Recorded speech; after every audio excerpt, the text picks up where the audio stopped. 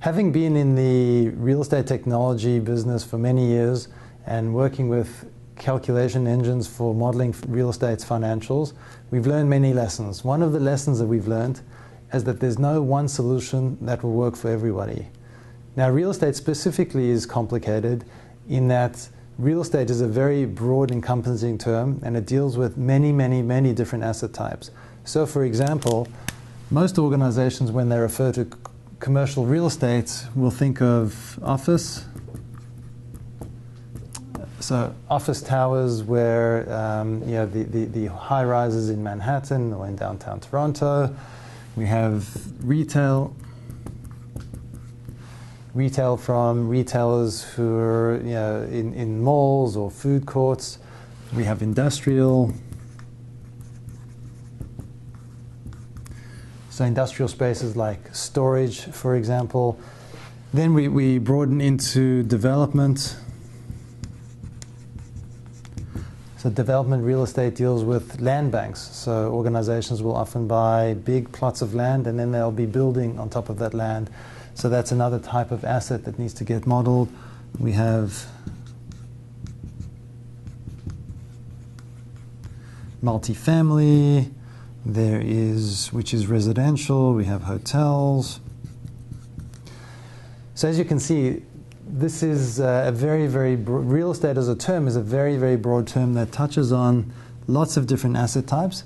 And each of those asset types has different elements to how the asset needs to be modeled. In previous videos, we've talked about the basics of a building, the element of the building that is responsible for generating revenue, and the element of the building that's responsible for the expenses. So office, for example, in North America, you could get leases 5 to 10 years on average. In Asia, though, they have much, much shorter term leases. They might have leases that only span a year. And that has a very significant impact in how the actual leases are modeled going out for the 10, 20-year picture. Yeah, another different component, leases might extend for this type of period, but there's different complexities within that lease structure. There's going to be things like percentage rent, which is there's going to be a component of that lease and the revenue of that lease, which is tied to the performance of the underlying assets. So percentage rent is based on how well a tenant is performing. A landlord could actually claim some of that revenue as part of their rent. So that's known as percentage rent. On industrial, so industrial might be much, much longer term leases. You'll have smaller buildings with fewer tenants. When you get into development, there's no tenant at all. You're dealing with just a land bank. And so when you're having to forecast out the performance of that asset, you have to make assumptions as to what are we building? Are we going to be building industrial assets? Are we going to be building retail? Are we going to be building office? Are we going to be building a combination of the both? So when you're forecasting out the performance of development, you have to be able to cater to the type of assets you're going to be building on the space, as well as what am I building, what are the costs that I'm incurring during the construction. So the whole development process, you're investing capital. You're not getting any return for a period. It could be a year, 2, 3, 5 years as you're holding that land and you're preparing the land to build something. You're investing. It's just a capital outflow. There's no inflow. So development's a whole other dimension of modeling. When you come to multifamily, so this is think of condos where you've got potentially 100, 500 apartments that you're selling. So you're not dealing with a lease. You're dealing with families, and either you're building the space to be able to sell off the individual units, or you're building the space to be able to rent out those particular units.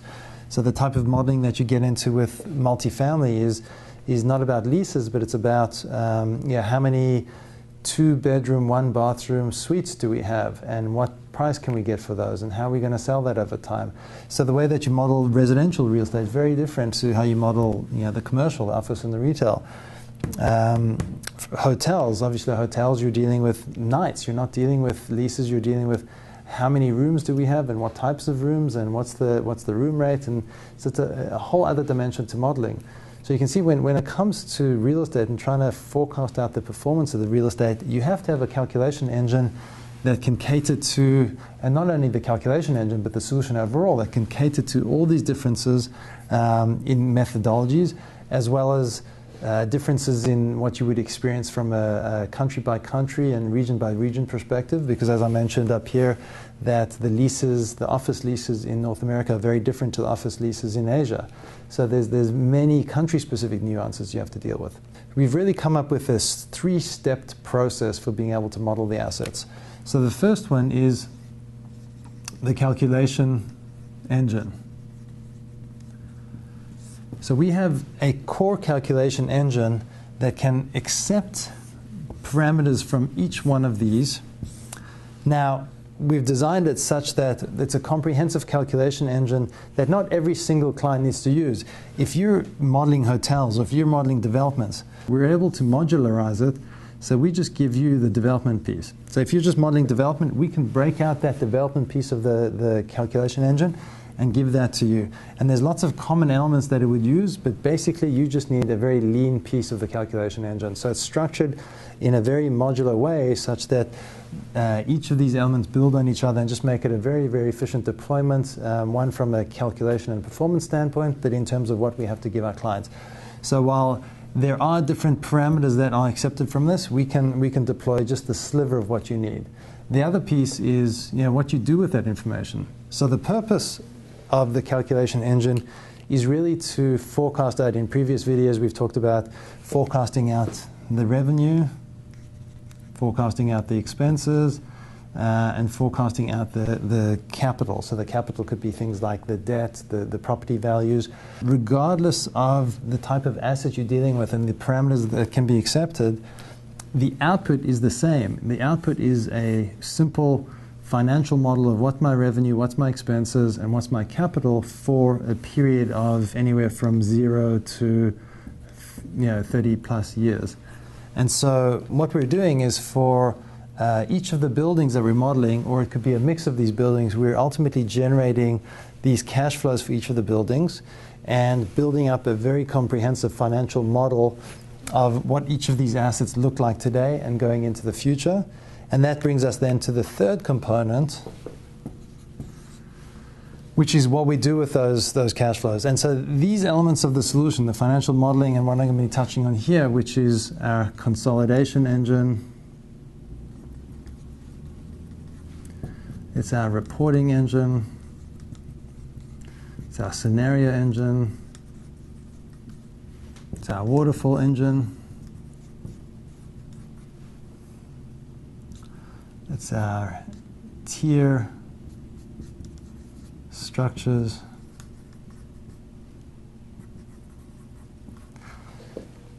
so the nice thing about real estate is that when we're from the starting point, we're dealing with very, very different asset types.